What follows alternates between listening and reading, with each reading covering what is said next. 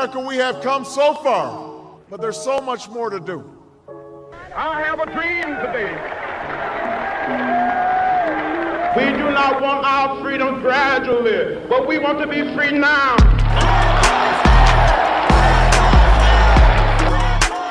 We did not secure the right to vote for ourselves to even 50 years later. I think the important thing was that we got our gay rights all across America, across the world. Senator Kamala Harris will be the first woman and the first woman of color to become vice president. But still like dust, I'll rise.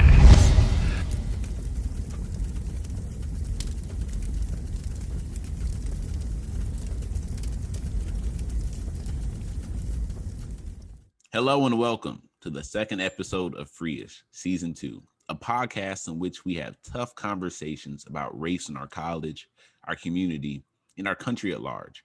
I'm your co-host, Timothy, and today we'll be talking about the whitewashing of Black history and how it has impacted the Black community through America's long history of oppression, as well as a conversation with Florida State Representative Travares McCurdy about Central Florida's history and current issues that influence the state legislative's agenda. And my name is Natalie, and I'm very excited to touch on this topic. But before we do, just a reminder that our views do not necessarily reflect those of Valencia College, but we are very happy to know that they are working tirelessly to advance the causes of equity and equality for Black students within our institution every day.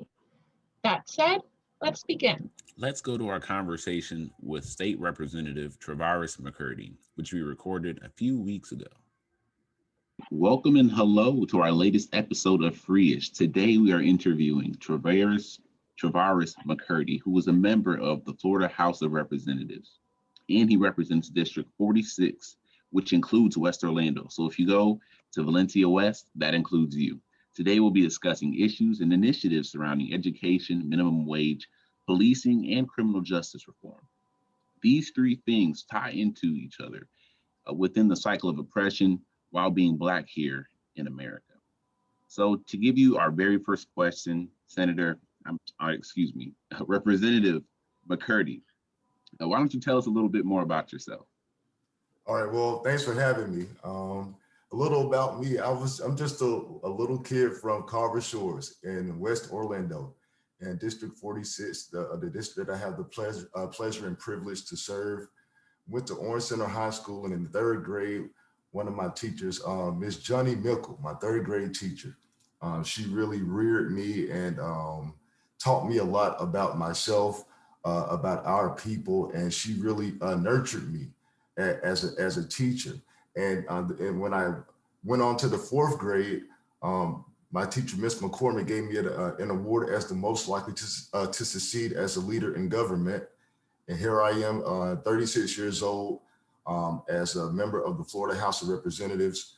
There are only 120 members in the Florida House, and I have the pleasure of representing the district that I was born and raised in. So I'm a millennial by definition.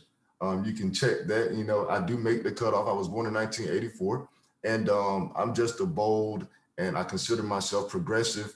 I'm the father of 3-year-old Reagan McCurdy, and I'm just a proud Black man and honored to actually serve my community. So that's who I am.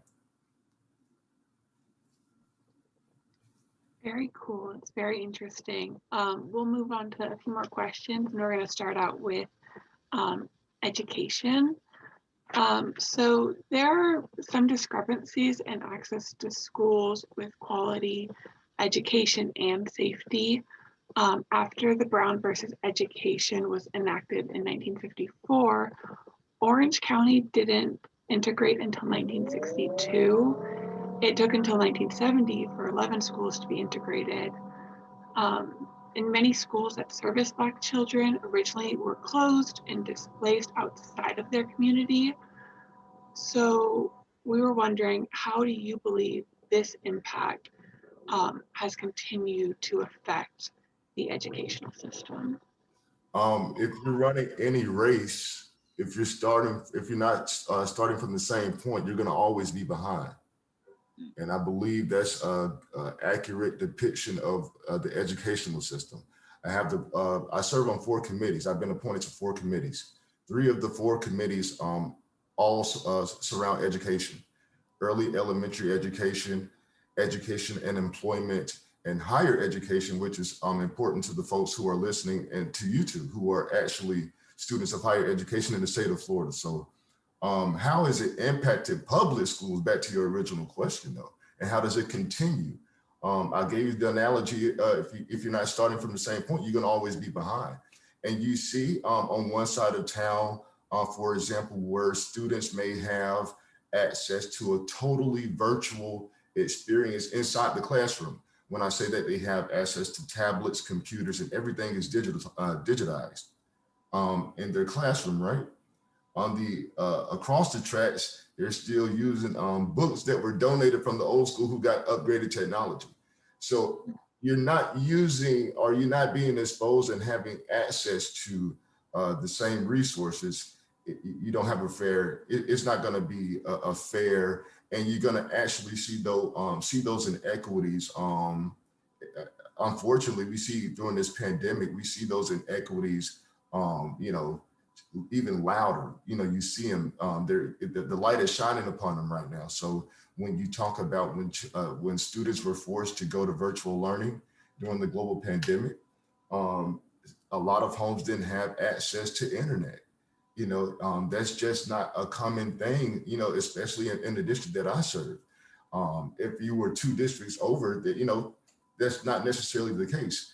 But when you see the lack of access to resources, technology is a resource. And when you see that lack, I think it's a continuation. And we just have to be vigilant and have people that are going, the folks that are making decisions. And that's just not here in the state legislature. That's at the local city council, and most certainly on the school board. So, and that's why elections are so important. You just can't vote for president or governor, whatever you think is sexy and appealing to you. You have to vote at every level because you need all these entities working together. You mentioned it's more at a local level. Is there anything on a state level, like bills being passed that are offering those resources potentially, or helping make it a more level playing field? Well, this is the 3rd committee week. Session starts on March 2nd of this year. So with a lot of folks being so new to the process, and because of COVID, and we weren't able to have a regular organizational session per se, we really just wrapped up presentations. And so now we're about to go into the phase where we actually see the bills. There was just a bill filing deadline this past week, this past Friday. So now we'll start seeing bills come before us. Actually, there's a bill that I'll hear in my committee tomorrow, HB3, which is sponsored by Representative Travares, and it's a priority of the speaker. And what it is to, it's a literacy bill. And the speaker's priority is to make sure that every child in the state of Florida has a book and continues to have books. So they want to partner with public schools, public school districts, to make sure that they have a plan to get books into the homes of every child. My only concern, because I founded a mobile library, so I'm totally for that. My only concern is that when we implement things like this, we shouldn't, we have to be very careful to not go to places like, as I mentioned before, that are already affluent and already have books in their homes. And we're not doubling down on that. And still it's not being used for its original intent to get to the hardest hit and the lowest socioeconomic areas that need the resources the most. So I would certainly offer my district to be a pilot and to be one of the first to roll it out, because when you look at how many Title I schools are in District 46 versus other districts, those are the kind of things that are going to shorten the gap and turn the needle towards a more equitable educational system for all children in the state of Florida. That's very interesting. Add, Natalie, just really quick. When I was researching just some things about education, and especially in regard to Brown versus the Board of Education, in the aftermath that followed, just to add on to what you were saying, it's important that we're not just seeking to go into the affluent neighborhoods, But after the Brown versus Board of Education, there were parts of the nation that did not want to desegregate the schools. And because of that, there were some changes that happened. The black schools, they were being shut down. And then when they were segregated, there were the teachers there that no longer had their jobs. And then people began to leave some of the places within the cities, and they were going to suburban schools, which led to a lot of economic inequality within these schools. So now we're having these issues today that you were bringing up, where the access to education just isn't the same. They're not having the same resources. People aren't owning homes. There's no homeowners. There's not a lot of homeowners in these lower income parts of the cities. And I think this is something paramount, I think, in part of our discussion when we talk about education, because there's been ramifications from years past, and they're affecting us today. But you touched on a very important point, and it's a holistic approach. In your opening, you mentioned a array of topics, and they all do, they're all related, and housing, home ownership is absolutely, it matters. It's a determining factor in the level of education that you receive, the quality of education that one can receive, because home ownership is I believe it's the first and it's the most promising way to secure financial stability.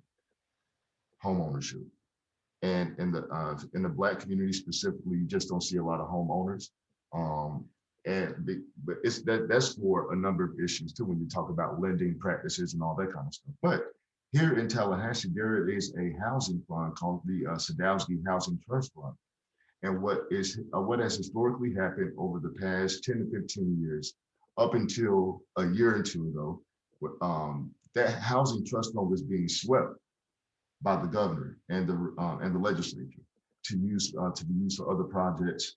And it limits what money can trickle down to local government and how many families and individuals local government can help to become first-time homeowners.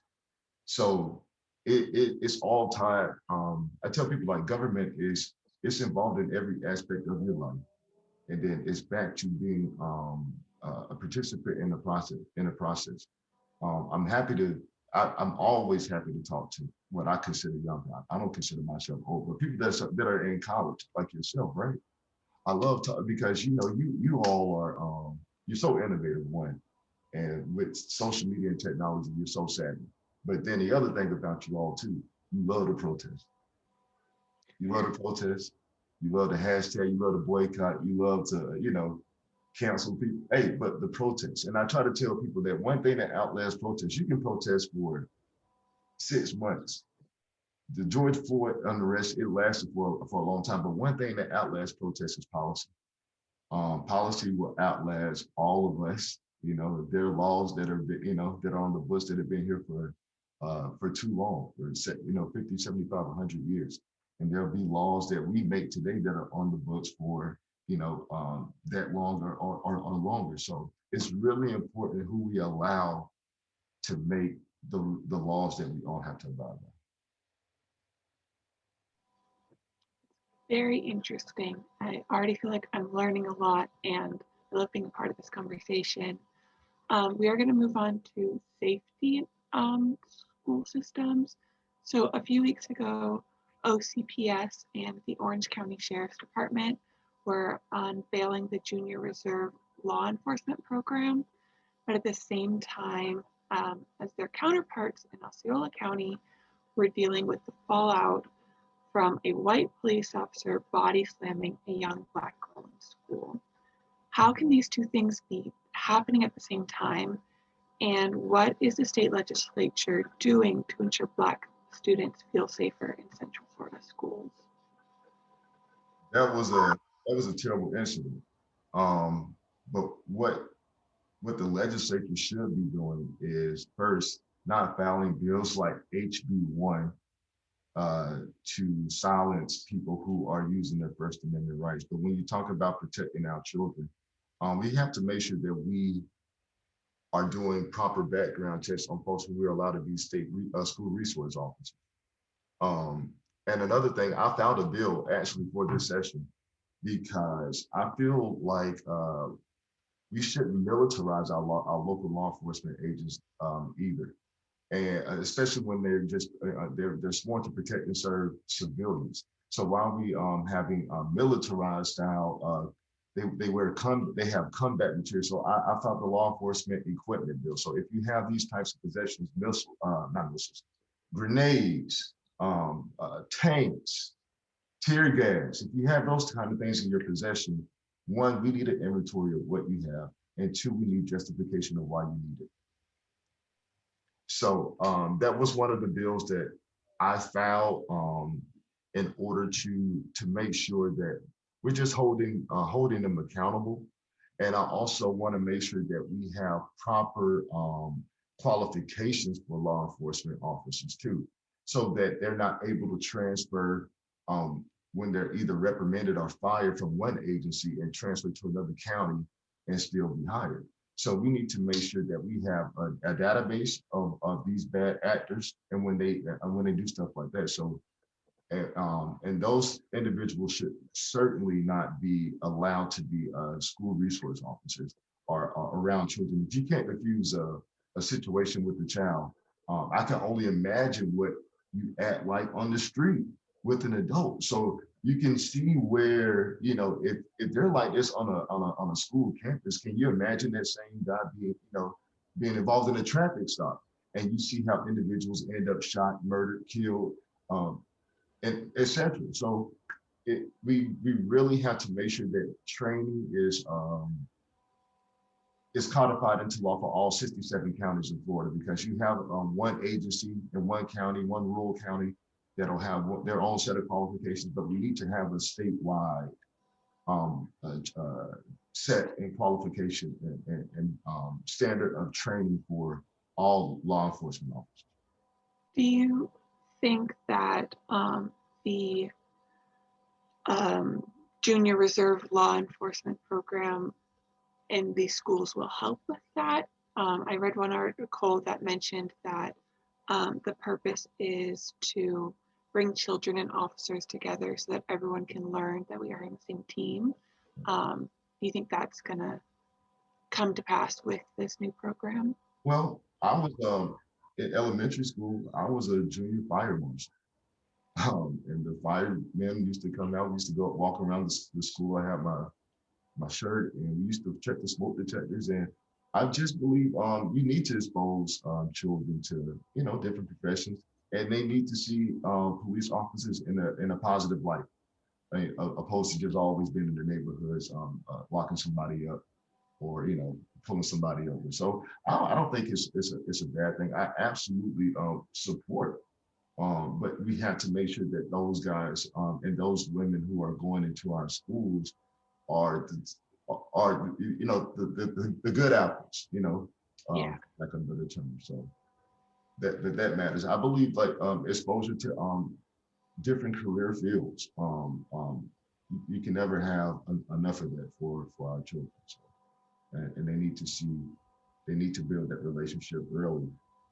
That way, because you never know, they can that officer can interact with their kid outside of their school, walking home one night, walking from the basketball court, but because of their interaction on campus, it's a different dynamic now on the street. So yeah, I totally understand. And to even piggyback on what you were saying, I think there needs to be some type of attitude adjustment, because you hear a lot of people talking about police officers need to de-escalate, try to de-escalate the situation. What I found interesting a couple of weeks ago, I was watching some videos about in Minneapolis, where they're trying to not allow certain police officers to have what's called warrior training. It's a warrior training that really is act first and use force. And that's something that has been indoctrinated within police officers. I'm not going to demonize all of them because they took the training, but I do think it's something to think about, especially when we're seeing police officers needing to be public servants, needing to wear all of these different hats when needing to react to people's issues, because they get called for mental health issues, mental health disturbances, a multitude of things. And unfortunately, some of those situations have bad outcomes because of the training or the indoctrination that they may receive from certain resources that they've been given. I, for one, am not in opposition to law enforcement. I respect law enforcement. We need law enforcement to protect us. But I also am not blind to the fact that excessive use of force is commonly used in communities that and against people that look like me. So we just have to make sure that when I talk about equity, I mean equity across the board. I mean equity in the criminal justice system, I mean equity in the educational system, I mean equity in housing. But we just need equity. And I believe that I'm really encouraged by the generation after me, because I really feel like you all get it, and you're the next leader. So I'm going to do my part now, and be glad to hand it to the next generation of leaders and see where you all can take us as a society, because you're next. And not just next in the political world, you're next. You're the next police officer. You know, there'll be people that you went to high school with, people that you grew up with knowing. So I believe just the mindset of this generation is what Gen Z? I think we're Gen Z. Are we Gen Z? Gen Z. Okay, I was gonna make sure I was still okay. Current. All right. So Gen Z. I'm really encouraged and optimistic to see what your generation will contribute to making this a more fair, just, and equitable society. Thank you. I'm looking forward to it too. I hope we all have a bright future. And regarding bright futures, I think it's important, like you were just saying, to have an importance shown on education. And something that I would like to shine a light on really quickly has to do with our criminal justice and the justice system that we live in today. Because higher education can be touted as a silver bullet or something that gives you an opportunity to advance in society. And this is true. It really does. It provides opportunities. It opens doors. But we're also seeing in Florida that incarcerated Floridians here who may not have the best education, they have high rates of recidivism. They're ending up going to prison and then they go right back right after they get out, unfortunately. And it's breeding a cycle here of people who cannot be productive citizens because of their incarceration. So I would ask, what do you think, where are some things that we can do as a nation, just within Florida here to try and help this situation we have?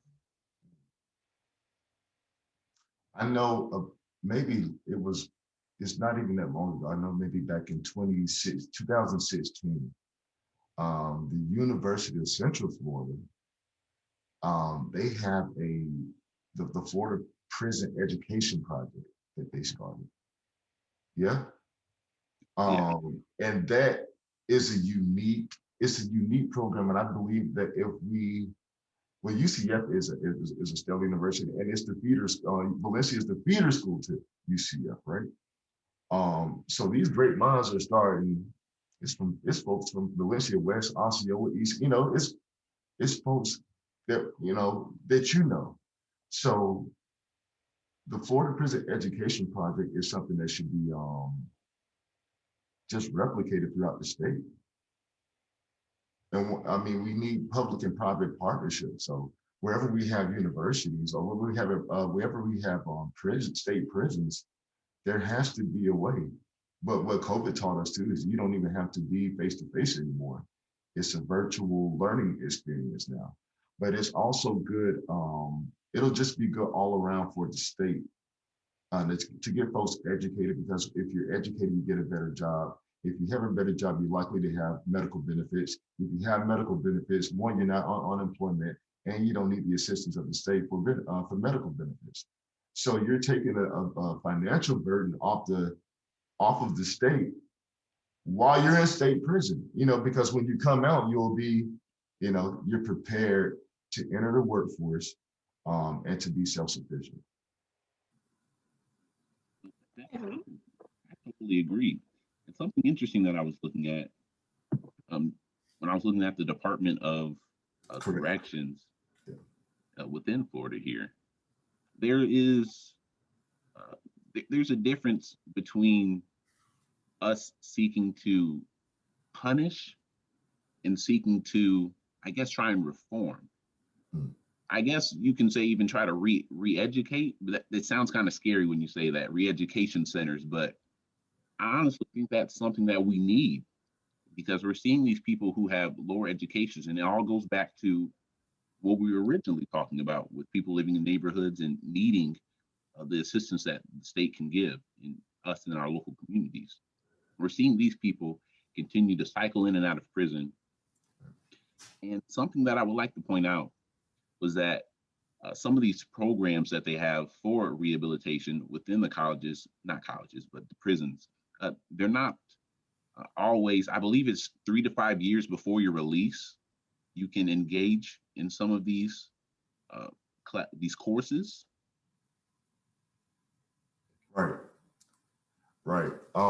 And this should just be offered from day one. If someone wants to learn, I believe that'll keep you out of trouble, maybe even in prison, right?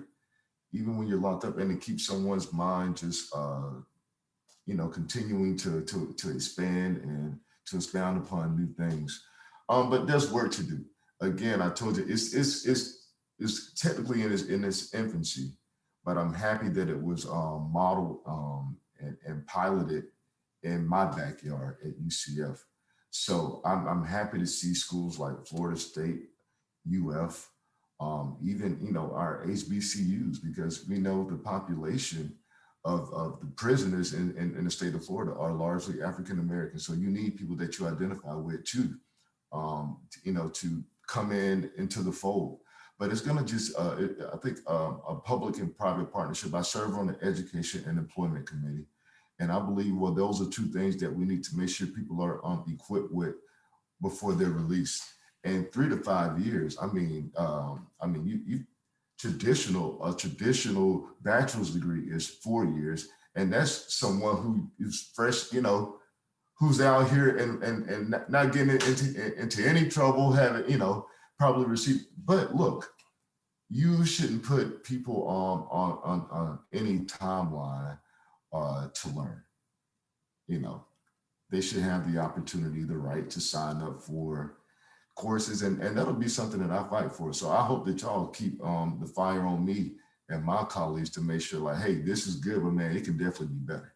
And that's what a lot of things, that we see on the state and federal level. So please keep, and that's why I say Gen Z, I told you, you guys you're on it. But that's exactly the direction that we need to be going, to make sure that we have just a more productive society and people who are self-sufficient and not relying so heavily on government. You mentioned minimum wage is kind of getting into the workforce, and also people who are in jail. So my next question for you is, SR 854 was just introduced on the floor to provide, quote, a reduced minimum wage rate for prisoners in the state correctional system, for employees convicted of a felony, for employees under 21 years of age, and for other hard to hire employees. And I know, just personally, I'm under 21. The thought of not getting paid equally, that's a little like, oh, I don't think I understand that as much. But so my question for you is, how do you think this would affect most Valencia students and our Central Florida community? I think that's a cruel bill. What that bill is, if you have a felony conviction on your record and your background, which I don't suspect you'll ever have that problem, Natalie.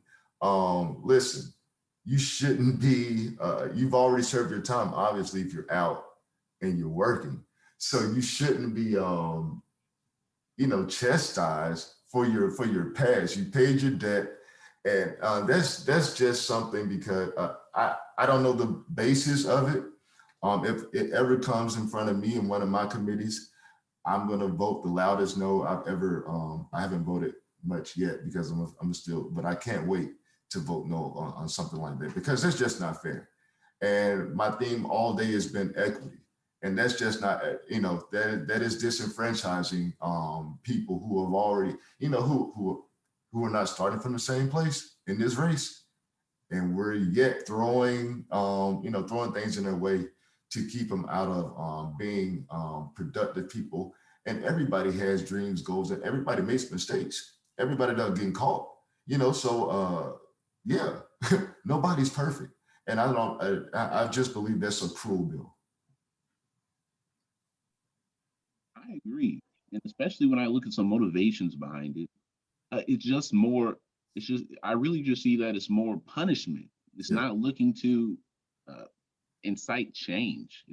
It's really looking to make sure that you understand what you did for the rest of your life, and you're still paying penance for it with a reduction in your wages and your salaries.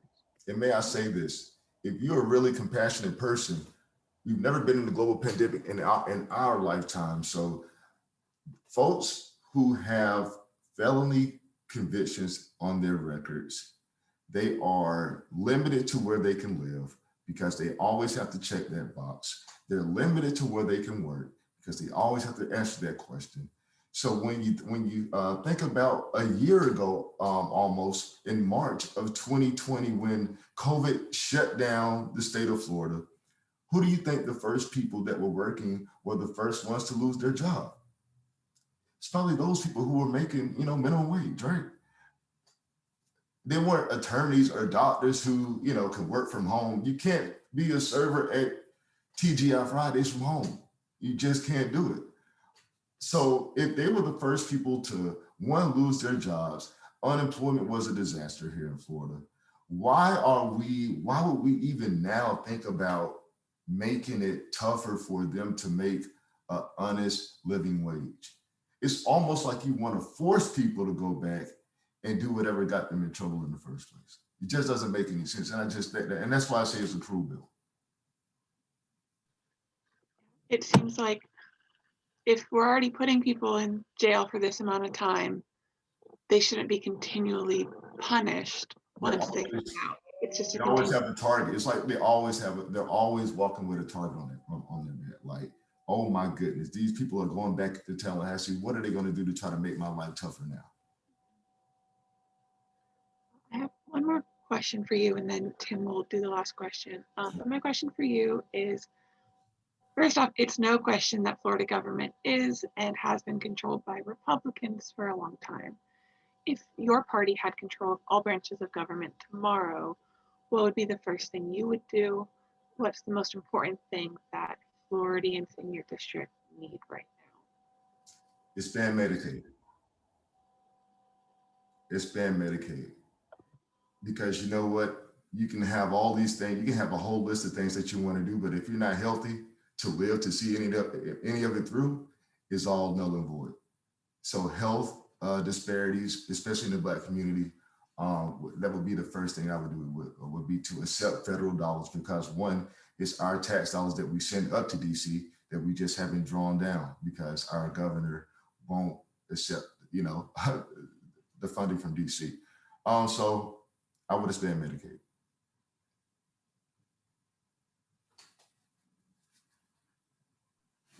Thank you. I totally agree. There's an issue with that, especially with Blacks and Hispanics who don't even get checked up because they don't want the bill. Right. So that's been a great issue. And this is our last question for today, Representative McCurdy. We've had a great time with you. So as you know, it's February, so it's Black History Month. And we'd like to focus on maybe some forgotten parts of Black history here. So what are some historical gems for you about Central Florida Black history that you are most passionate about? Well, I'm not sure. Everybody may be familiar with the Amway Arena, right? In Paramore, with the Magic play. It's actually located on South and Division Street. South Street and Division Street. Division Street, downtown Orlando, I-4 is literally like the divide. So I-4 is the divide between my district and Representative Anna Escamani's district. So back in the day, Division Street was literally, it was named Division because it divided Black Orlando from white Orlando. And it still stands today. I wouldn't like to rename it because I believe we all need to know that part of us because it's not divided now. What we call it? United Street, but we just need to live it. We don't need to change the name as long as we live it.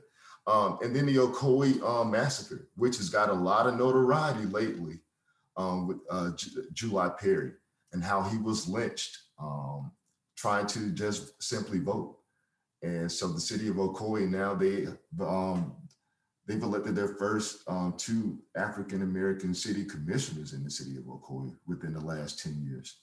But Ocoee used to be what was called a sundown town. So if you were African-American and you were in Ocoee, you better be out of there before the sun went down or else, So I believe knowing that history, and when you think about it, it really wasn't that long ago. But you look, we all live in the same, we would never know any of that. We've never had to experience that in the Central Florida that we call home. But we always need to know our history to know that, hey, we don't want to go backwards either. And we know what we need to do to move forward. And I'm grateful, man. I was a legislative aide for 5 years before I ran for this seat.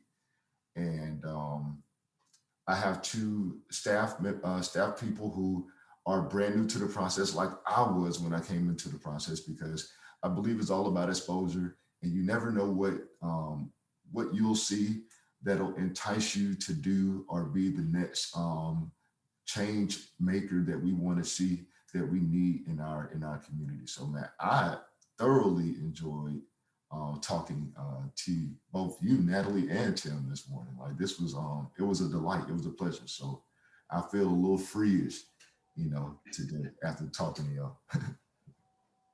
Thank you. I've really enjoyed this conversation. I've learned a lot, and I definitely have things to further think about and do some more research. So thank you. Thank you for your time. And before we sign off, there's one more thing. What would you like to tell students at Valencia here about your work and the work of your constituents within the state legislature, about how you can help them during this time and as we look to the future? What I can tell my constituents right now, my most pressing concern is making sure that we get as many vaccines that we can to my district. I had an event this past Sunday. I came home, and with the Department of Management Services, I was able to get seniors 65 years or older 500 vaccines, their first dosage, with a returning date of February 28th to receive their second.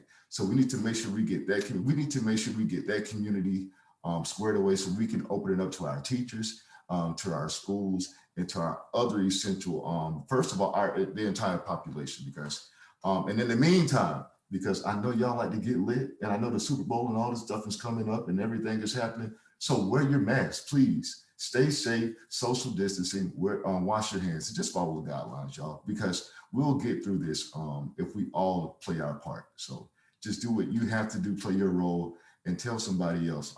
You don't see somebody with a mask on, encourage someone to wear their mask, please. Thank you, Representative McCurdy. I had a great time. What about you, Natalie? I have personally taken wearing masks to it's a whole accessory now. I have way too many. I have Christmas masks that I bought for December, and like every day it's like, oh, what's gonna match my outfit? So I'm very on board for wearing the mask. And then also it's so important. Like, I miss seeing my friends in large gatherings. But I recently had COVID, and it's no joke. I'm a month out and like still trying to catch my breath sometimes. And so it is no joke, and the masks aren't the end of the world. They can be fashionable. So I also think that's so important. We'll see. Natalie endorsed the message, and there it is. Wear your mask. Thank you, Representative McCurdy. We had a great time. And for everyone at Valencia who was watching, we love you and we care for you. And we were so glad to bring this conversation to you so you can see what's going on in our community and some solutions and just some dialogue about what we can do to build upon the foundation that we have here in Central Florida. Go Matadors. And now we will be going on to the open letter section of this podcast. Dear entertainment industry, for centuries, white people believed the sun revolved around a Eurocentric Earth, and that they were, literally and figuratively, at the center of the universe. They believed that they were the most superior beings on the most important planet, and they acted like it. We've grown since then, but not much. Now, white people see themselves as the most important media consumers, and as so, every movie, show, video, and ad is written for them and often by them. Most of what we see in the entertainment industry is made to be pleasing to the white gaze. The white gaze is the assumption that all media must go through a white filter that intricately calculates the amount of blackness portrayed because white people are consuming it. A white filter only allows topics that don't make white people uncomfortable. This mentality prioritizes the thoughts and opinions of whites as the supreme opinion. When a black story is told that doesn't fit the white narrative, we still grab hold of it and mold the story and abridge it to fit our conception of society. By doing this, we effectively deform the story and strip it of its integrity. Recently, there has been a shift in the white gaze and an increase in racial diversity in movies.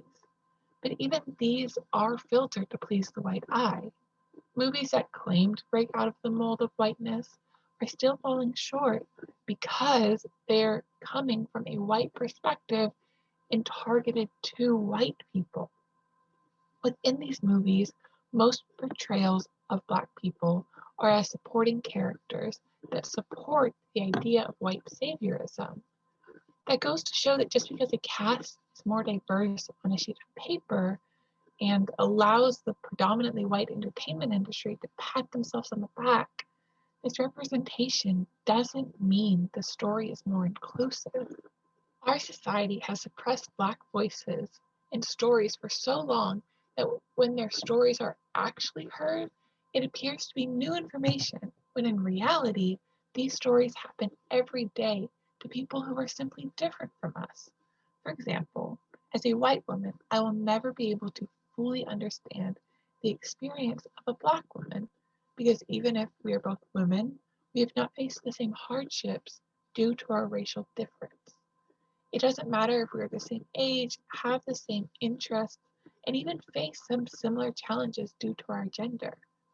She will experience life very differently than I will. This is a great example of why Black characters should be the voice and pilots of their own stories. Because of the white gaze, movies are made for me. Media is made for me. Media is designed by white people for white people, and there must be a paradigm shift.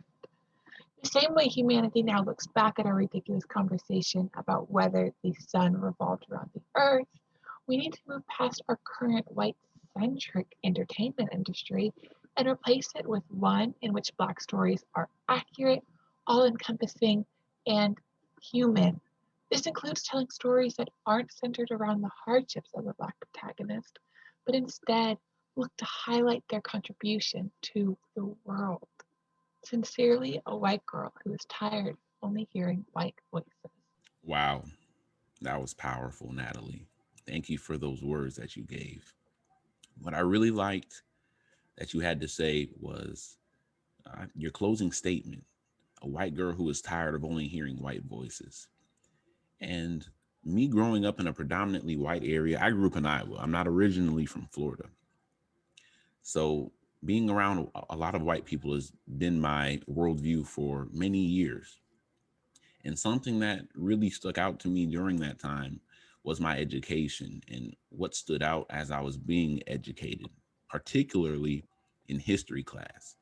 And I think more of a focus needs to be shifted from a white voice to a black voice when we talk about history and things that have transpired, especially when we talk about slavery and the black experience here in America. And one word that I would really like to thrust upon you and everyone that's listening is repetition. Repetition is important. It's how we learn. It's how we understand concepts when you practice them repeatedly. I mean, that's something that just comes with trying to learn new things. And when we're in history class, repetition is important because we have to understand the narrative. We understand cause and effect, a sequence of events. I mean, that's how we learn. That's how you tell stories, and that's how information is conveyed. But when there's a lack of repetition, when you're referring to the Black experience in America and a lack of focus on it, it sounds like we're only hearing a white voice. It doesn't sound like the Blacks are very much included. Well, I think a big part of it is we always like hear growing up, like the victors write the history books and things with the history books.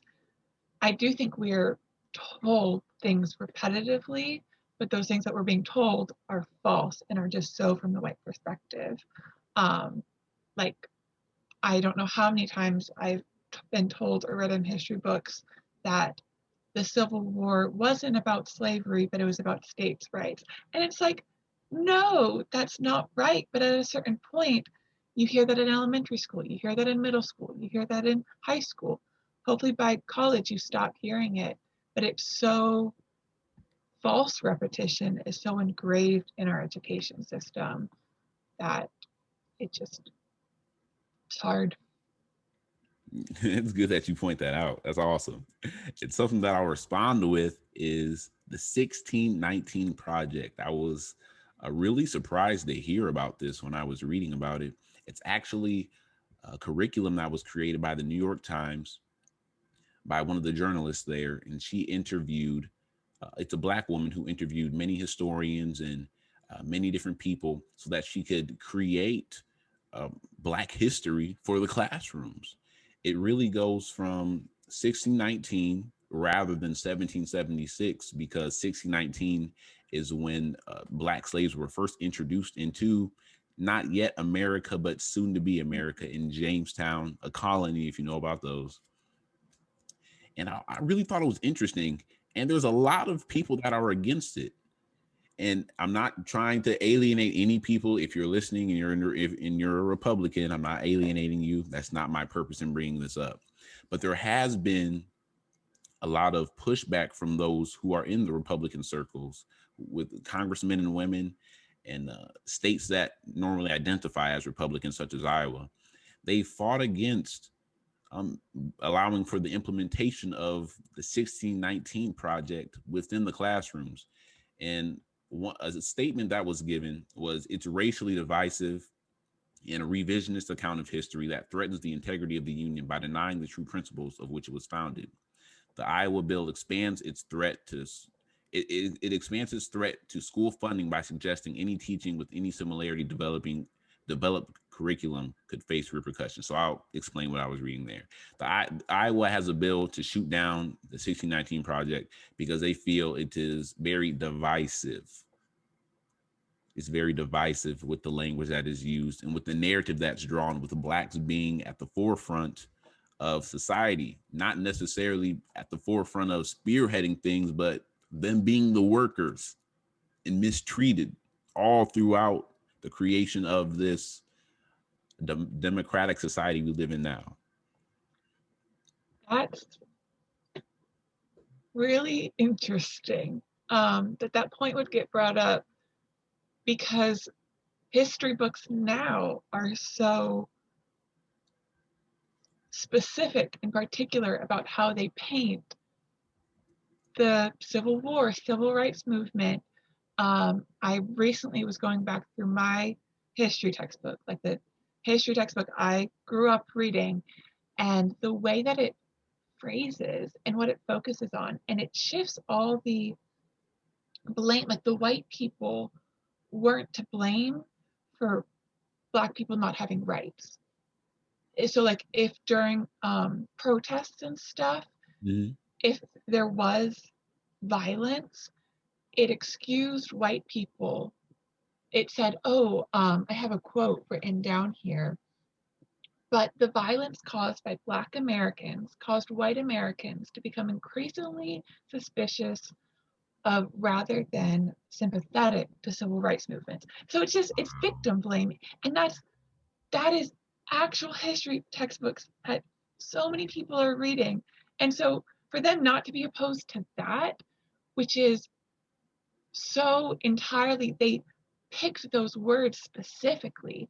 Yeah. And for them to say that's fine, but to be opposed to this, you said 1619. That just seems almost crazy to me. That's terrible. And when I reference this, I'll reference some of the intolerable acts caused by the British that incited violence from those who were under British rule, who would later be colonists and would create America. But it's interesting that the violence on the Black side, or the anger from the Black side because of the injustice, is seen as inciting the whites when they began to incite it. Those that were not allowing Blacks to have freedom. Not every white person was bad. If it weren't for some white people, then we would not have our freedom today. But I think it's important to understand that, because history puts a lot of onus on a lot of the issues that the colonists were going through with the Stamp Acts, quartering acts. If you know what the quartering act is, soldiers were allowed to go into your house and be there and be within your quarters of residence. And when we go through all of that, I mean, I understand the importance, but there are Black people around too. I mean, there were Black people there. And I think we need to talk. You can go. What were you going to say? I was just going to say, I remember being taught those things so much, but then even just like coming to more recent history, like in the past 100 years, there have been some awful acts done by white people all across America, but several times in Florida, and there's no mention of it in history books. There's no mention. And even like one of them, which was in Rosewood, which is basically, there was a rumor that a Black man hit a white woman, and that ended up having a bunch of white people go to Rosewood and completely burn it to the ground. And this lasted for a whole week. The Florida governor at the time knew about it, didn't send any reinforcements. So this town was completely just, there's nothing left of it. And the only thing that you can see as you pass by, and like I've ridden past it before and I had no idea about it, is one sign that's like, here's what happened. But even that sign is continually like vandalized. And I just think these things aren't talked about. Like when white people go in to towns, flourishing towns, and completely destroy it. And very few, if ever, reparations are made.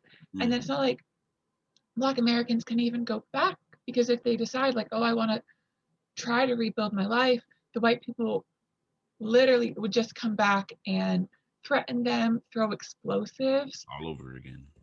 But it's taken me 18 years, 12 years in the education system to be finding out about these things that happened like an hour away from where I live. And that's just, that needs to stop. There needs to be a movement, like what you mentioned, to have accurate, the whole picture, even if it's going to make some white people uncomfortable. Like, why is actual history making white people uncomfortable? And something that I think is important is language. Language is so important. I think a word that we could use to describe those actions is hate. How many times do you see hate in the historical textbook? That they hated the Blacks. I mean, it sounds bad, but I mean, they did hate them. I mean, they were hated. When you look at Rosa Parks, she was hated by society. Why? Because she wanted to sit down and not be moved because she had paid for the seat. She was in the seat. She was in the bus seat, and she had to move, or they wanted her to move rather, and she refused. And then she had to pay the consequences as such. But that's something that cannot be just looked over. We have to understand cause and effect.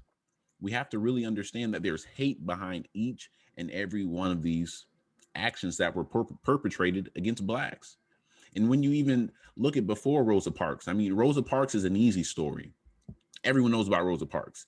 But then we can look at Rosa Parks and go, oh yeah, remember Rosa? But what about the people we don't talk about? She wasn't even the first one to undergo something like that.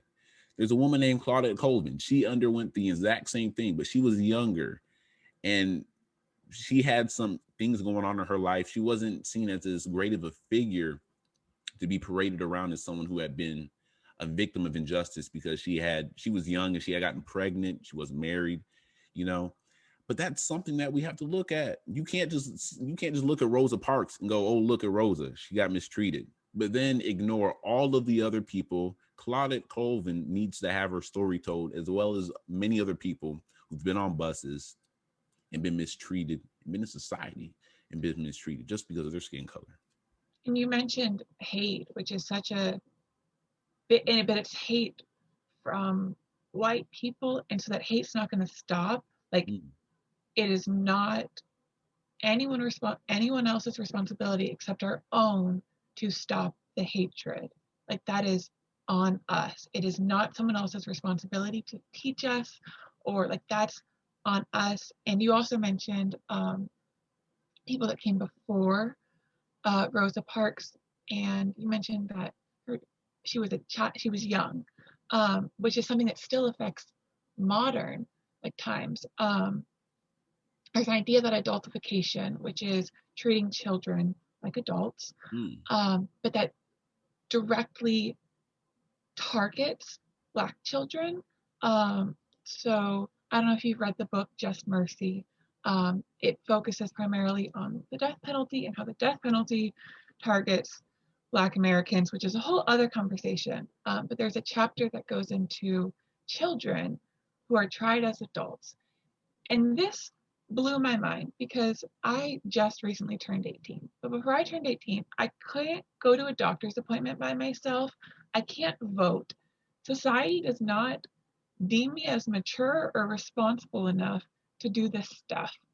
And yet, in a lot of states, including Florida, children as young as 13 can be tried as an adult, and they can be sentenced to life sentences without parole.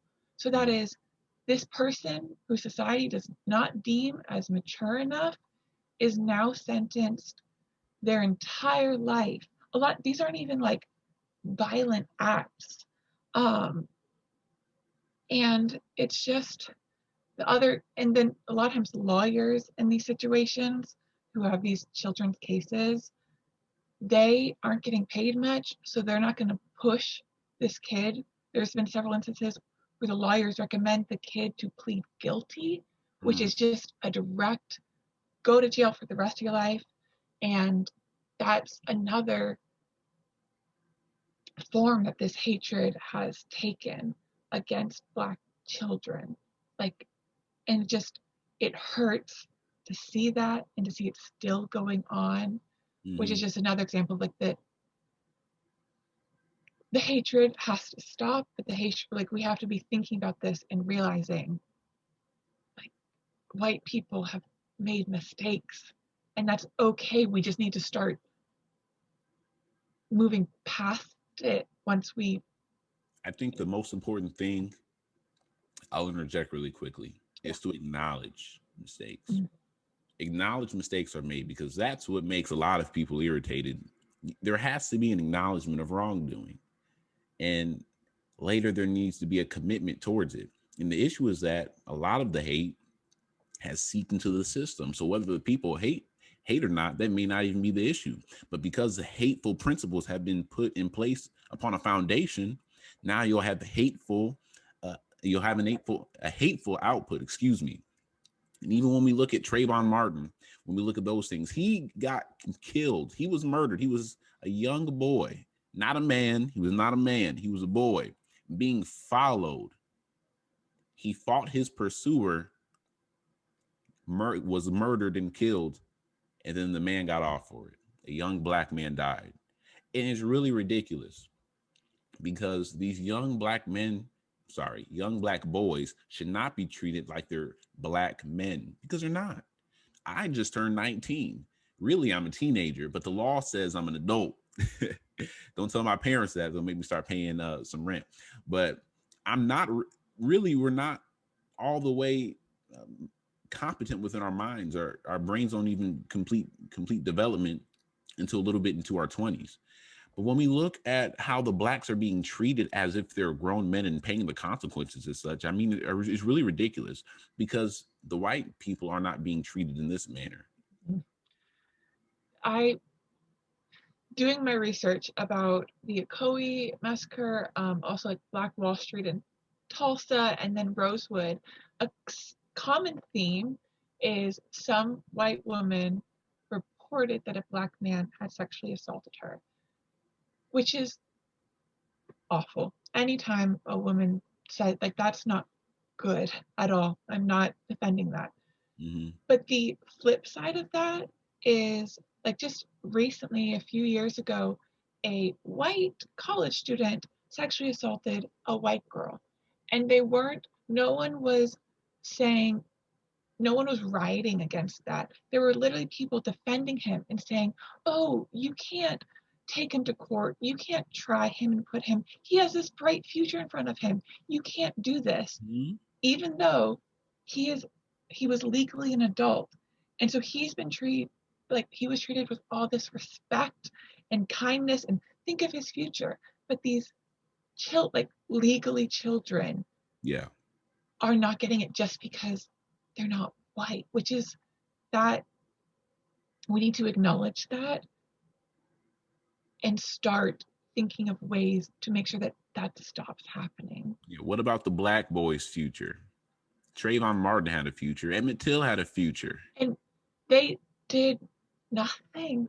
But this white man who sexually assaulted a girl is being defended. Right. And it's awful, horrendous. Any word like that, these boys like Emmett Till, Trayvon Martin, their lives were cut short because some white person decided it was their duty to defend a white woman or just to defend white. But then they're not even willing to take ownership for their own actions. Mm-hmm. And I have an issue with that. I really do, because it's all based off of an accusation. It's based off of an accusation, not truth, because the woman that actually came out and said that Emmett Till, a young boy, he wasn't even older than me. He wasn't even older than me. He was 14. 14 years old. The accusation that was made against him calls for him to die. And the woman who made the accusation came out and said she lied about it. It's this idea that anytime a white person feels like that they could possibly be losing ground, and that a black community or a black person could be doing better than them, they feel it is their duty to make sure that doesn't happen, because they can't comprehend a world where they are not at the center of the universe. And you even see that today. I mean, whenever black people begin to move up in the world and begin to start moving and shaking things up, something always happens. As soon as slavery ended, blacks had a couple years during the Reconstruction era. They were able to become representatives in Congress. They were able to become active members within their society after slavery. Then right after that, Compromise of 1877, they said, hey, we'll let Rutherford B. Hayes be president. But if we let him be president, he was a Republican president. And if you know, the Republicans abolished slavery. If we let him be president, you have to let all of the Union troops out of the South so that we can kill them, make them martyrs. And we're just going to do with them as we will, because we're not going to let these Black people have any control or have any say so in our society here down in the South. And that's something that really is despicable, and it's something that hurts my heart, and it has to be something that's acknowledged, because these Black stereotypes of Blacks being dangerous if they have too much power, that's not true. They were dropping bombs in Tulsa, Oklahoma. They were just destroying the place, all of the Black businesses. They just went through and wrecked it all. And all based upon this Black stereotype, and I guess a fear behind Blacks that if they get too much development, they'll take over. And some of this is still preserved here in our culture today, whether it's through film or TV shows. And as you mentioned within your open letter, it is still within society today. And it resurfaces itself within education, the very thing that we teach our children in the classes. That's where it resurfaces. You find it in housing and finances. Go and look at the wealth gap between Blacks and whites. There's an issue there. There's a discrepancy. And then finally, the criminal justice system. It makes no sense how many Black people are in prison. There's a system. Yeah, Black history is portrayed as a fairy tale in the public school system. Many people think the civil rights movement was just Rosa Parks sitting quietly and MLK peacefully protesting, only to expose how watered down the truth is in our American education system. It makes people comfortable thinking that slavery was not that bad or that it was a long time ago, and the oppressions that Black people face aren't that complex. These wrong thoughts make white people comfortable in their privilege. I think it's important to understand that all history is important. There has to be a cohesive story told, especially when discussing systems that impact people that look like me, people in the Black community. We're visible. We are people. And I challenge you during this month of February just to look closer at Black history. Look at it all. Look at all of it. Look at the sequence of events. Don't just pick here and pick there, but look at it in its entirety. And you'll learn a lot of different things, and you'll be really influenced by it within your decisions that you'll make within society. So this February, go ahead and look at some things regarding Black History Month. I'm promise you'll love some of the Black history that you'll find out. Some of those resources can include Just Mercy, the book The New Jim Crow, and the other book White Fragility. Please take the time to do that research or other research, and just make sure you're not just listening to white voices. Or even this podcast. Continue to do your own research. Before we close out, I just want to say thank you, Representative McCurdy. He is a state representative here in Florida. We had a great conversation with him the other week. He dropped some great information for us and really inspired us to continue to go further in our education and to lend a helping hand within our communities, not just sitting idly by when there's kids who need things or people who are in lack, but to reach out that hand and do everything that we can to support our communities here in Florida, Orlando, and across the country. That'll be it for episode 2 of Freeish season 2. Can't wait to see you guys next time. Have a great week. So do make sure right before we go to tune in next month when we will be diving into women's history. See y'all next time.